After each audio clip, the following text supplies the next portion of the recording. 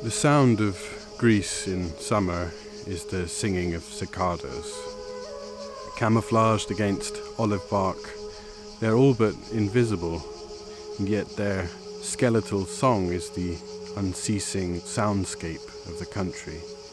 At times its ubiquity causes one to forget that it's there, and at times it seems almost deafening. It weaves in waves from gentle susurrus to wild choric exaltation, and sinks into one's consciousness, into one's dreams. And it will always be the inseparable companion of the books I read while I was there. I've generally tried to make it a habit when I go abroad to read something of the literature of that particular country. I find that where and when one happens to read something can have an enormous impact upon one's appreciation of it. When I'm in a foreign country, I often feel attuned to my environment in ways I wouldn't be at home.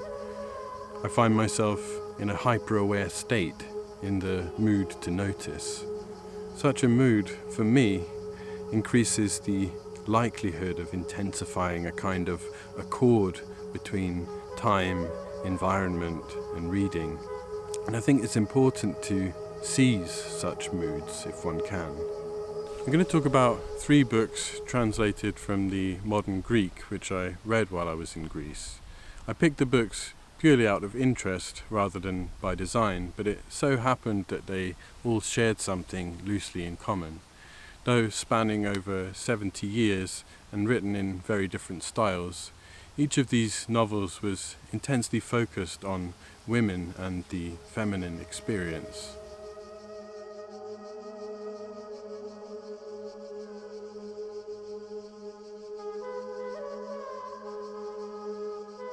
The first book I read was The Murderess from 1903 by Alexandros Papadiamantis and translated by Peter Levi in a New York Review of Books Classics edition. The story is set on the island of Skiathos, where Papadiamantis was born and where he returned late in life to die. Our central character is the aged Chadoula. Chadoula is a healer. She roams the island, gathering herbs in her basket. The names of the herbs, flowers, and plants she collects in this novella that emphasizes landscape in a way that I love form their own evocative litany. Wild onion, dragonweed, boyweed, barrenweed, mallow, maidenhair, fleabane. With these, she concocts potions, ointments, and salves to cure the ailing members of her community and stave off disease. But in addition to this healing, Chadoula begins to recognize another kind of ailment, one which affects society, and which, as the novella progresses, she will take it upon herself to remedy. The Skiathos of Papadiamantis' time was, as Peter Levi suggests in his introduction, deeply provincial and underdeveloped. He goes on to claim that it was perhaps 50 times further behind the Athens of that time than Athens was behind Paris or London. The story deals with the island's poor, carpenters, farmers, boatyard workers, criminals, and continually emphasizes the financial hardship of families and its attendant dysfunctionality. The greatest ill, so far as Chadoula is able to see, is the burden placed on families by the birth of female children. For every girl that is born, a family must find a suitable partner and scrape together a suitable dowry. A woman who bears many female children bears too the burden of her family's financial ruin. But what if there were some way to end this cycle of suffering? At the beginning of The Murderess, Chadoula's most recent granddaughter has just been born. She's a sickly child, and as our protagonist sits up with her through the night, listening to her hoarse cough, She begins to reflect upon the sad fate of these young girls. Girl children have 7 lives, the old woman reflected. Not much makes them ill, and they seldom die. Should we, as good Christians, not help them in the work of the angels? Oh, how many boys and how many little princes are snatched away untimely, and even little princesses die more easily. The only ones with 7 lives are the girl children of the lowest class. They seem to have been multiplied on purpose to punish their parents with a foretaste of hell in this world. Ugh, the more one works things out, the more one's brain goes up in smoke. At that moment, the little girl began to cough and cry. Moment by moment, the idea matures in Radula's head.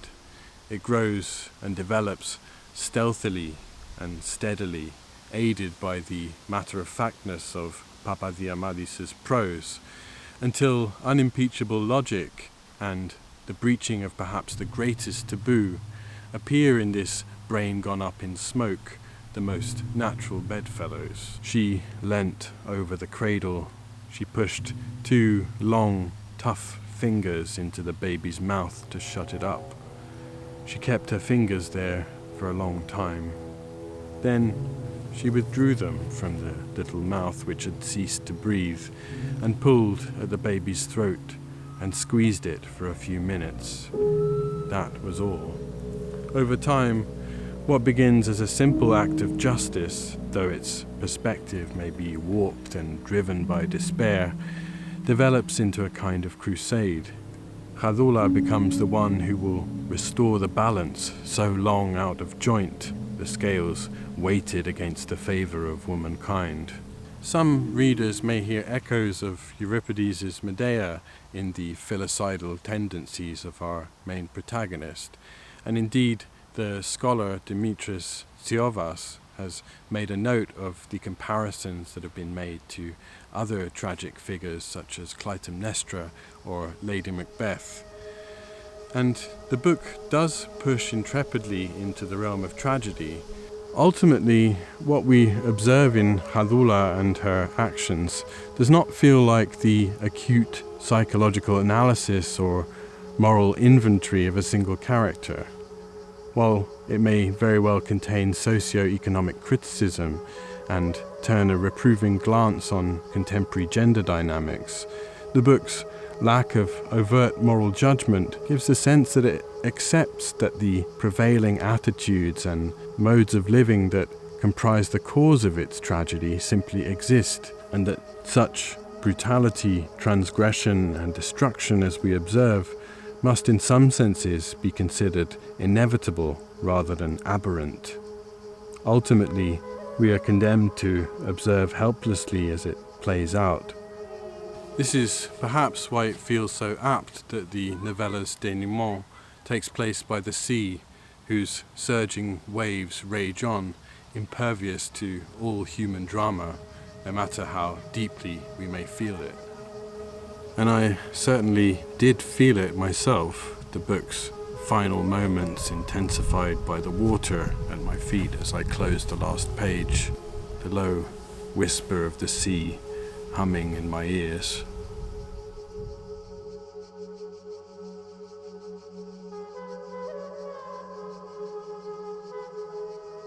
I also read Margarita Karapanou's Kassandra and the Wolf from 1976, translated by N.C. Germanacos and published by Clockroot Books. I picked the book up based on its reputation for darkness and grotesquerie, but also for the comparisons I'd heard about to Bruno Schulz on its blurb. And it's certainly a dark book, but I find it very unlike Bruno Schulz. The voluptuousness of Schulz's prose is replaced by something far colder and more elliptical. This is not a criticism. In fact, it perhaps represents the novel's concerns far more effectively. The comparison very likely comes from the narratorial perspective. Karapanou's narrator is also a precocious child, Although both have unique ways of viewing the world, a great difference is that where Schultz's narrator sees a reality vibrating with opalescent intensity, Karapanou's narrator sees a reality from which she feels deeply alienated, finding an absurdity in the ordinary, fascination in the forbidden. The novel charts the surreal and turbulent inner life of a very young girl named Kassandra, who seems to be at odds with the world and is prone to bouts of outrageous behavior.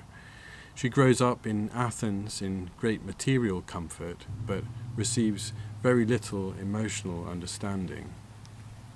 Her mother is absent, and she is raised by a domineering and unforgiving grandmother. Kassandra responds to this emotionally deprived upbringing by plunging further into an introspective space that is characterized by both the hallucinatory qualities of a dream and an untempered violence. A short, early chapter of the book gives a sense of how unlike most little girls Kassandra really is. One day, my mother brought me a lovely doll as a present. She was big, and she had yellow strings instead of hair. I put her to sleep in her box, but first I cut off her legs and arms so she'd fit. Later I cut off her head too, so she wouldn't be so heavy. Now I love her very much. This uncomfortable mix of innocence and brutality is a thread that runs through the entire novel. The translator and critic Karen van Dyck sees in this particular scene a monstrous parody of Freud's Faute da episode, in which a young child imitates his mother's departure by throwing a toy out of his crib. She goes on to say that Kassandra alleviates the pain of separation from her mother by enacting the severing herself, taking into her hands that which is being done to her. And what is being done to her goes far beyond neglect. Perhaps one of the most striking aspects of the book is the fact that woven through its fragmentary chapters are several obliquely sketched scenes of sexual abuse at the hands of older men, notably a member of the household's domestic staff, Peter. The descriptions of these scenes range from the explicit to the oniric. We closed the doors, shutters and curtains and stuffed black paper in the chinks. Then we undressed and went to bed for years, months and weeks. I suckled Peter. He turned into a woman. I suckled him to fall asleep. Yesterday a spider sprang from my mouth. I was shrinking. I suckled him every 3 hours. Lizards died in my belly.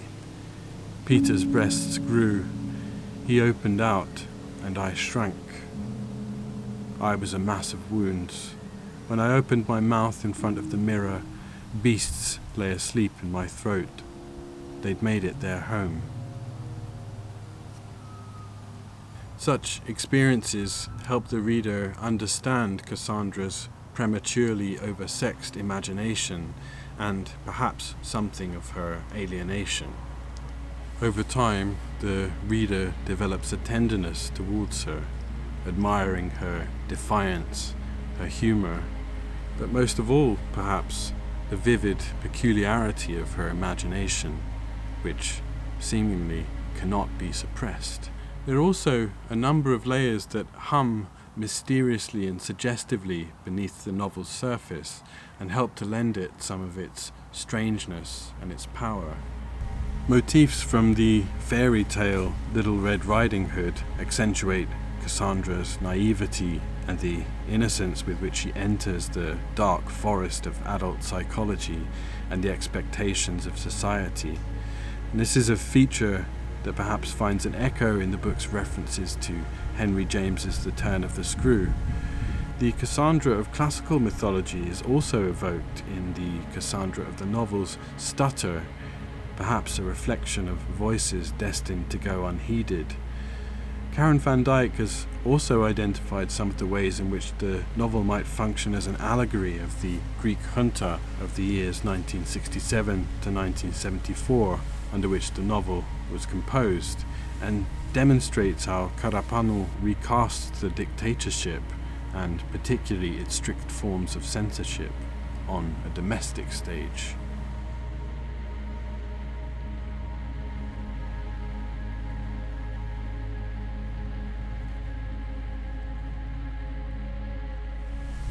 The last book I read in Greece was Margarita Liberaki's 3 Summers from 1946. It was translated by the aforementioned Karen van Dyck and published by Penguin Books. Only once I'd begun reading the introduction did I realize that Liberaki is in fact the mother of Margarita Karapanou. Their books, however, could not be more different. 3 Summers is a novel suffused with light. It is meandering and tender, and conjures in fluid riverine prose languid summer afternoons spent dreaming of 1,000 futures, fecund, expansive days whose promise can belong only to the young. 3 Summers is centered around a single family and their time spent at a country house outside Athens over the course of 3 years. At its core are 3 young sisters, the bold and promiscuous Maria, the prim and proper Infanta, and the dreamy and introspective Caterina, who is also the intermittent narrator of the novel. Despite their differences in temperament, the book emphasizes, particularly in the first of the 3 Summers, the strong ties between them, such that they seem to coalesce into a single entity, as seen in the opening lines of the book. That summer we bought big straw hats. Maria's had cherries around the rim, Infanta's had forget-me-nots, and mine had poppies as red as fire. When we lay in the hayfield wearing them, the sky, the wildflowers, and the 3 of us all melted into one. This coalescence echoes something for me about the experience of reading the book itself. There are, of course, events. There are weddings, births, affairs, disputes, and so on. But the impact of the book is a result of its cumulative, ambient weight, of its foregrounding of landscape, emotional states, and a kind of humming sensuality that pervades the thoughts of the 3 girls. This languorous sensuality was perhaps what appealed to me most about the book, and it is nowhere more evident than in the utterly magnificent 4th chapter, A Walk, which describes the afternoon of Maria's first sexual encounter with a neighbour's son, to whom she has been sent in order to bargain over a goat.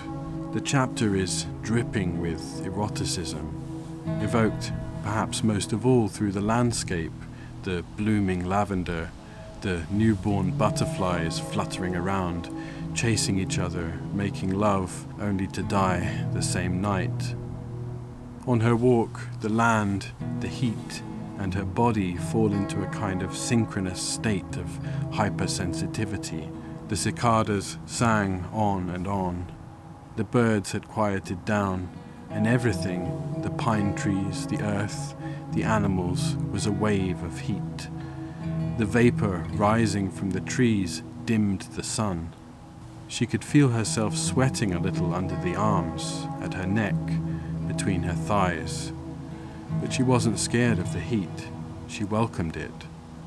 Under her skin, it was as if the cells were dancing, and further in, the blood. 3 Summers was published directly after the Second World War, and as Van Dyck says in her introduction, the world inside the book could not be more unlike the world the book came into when it was first published.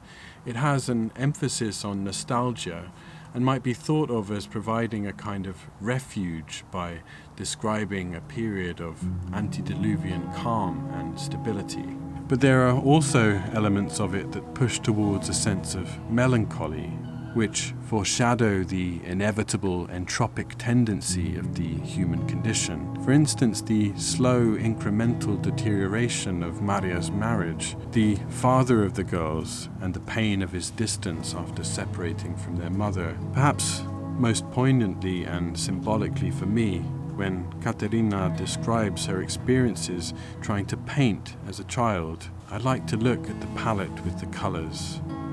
Those dashes of blue, orange, yellow, red, green, shining there. Once, when I was little, I made a real mess. The magic of the colours tricked me into thinking that if I mixed them all together, I would come up with something magnificent, something that no one had ever seen before. When I finished, I was shocked. In front of me was a dull, brown blob. And as if the sadness wasn't enough, I got in trouble for it too. But it's not only a melancholy that remains after reading the book. Camus, whom Liberaki knew well, was an admirer of the book, saying of it, "The sun has disappeared from books these days. That's why they hinder our attempts to live instead of helping us. But the secret is still kept in your country, passed on from one initiate to another.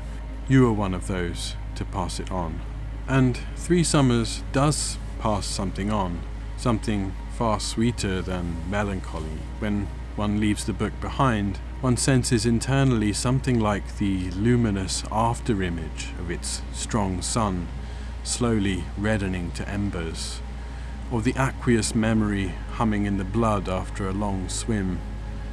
Maybe even something like the ever-present chattering of the cicadas, whose song, as Liberaki describes it, is so continuous it sounds the same as complete silence.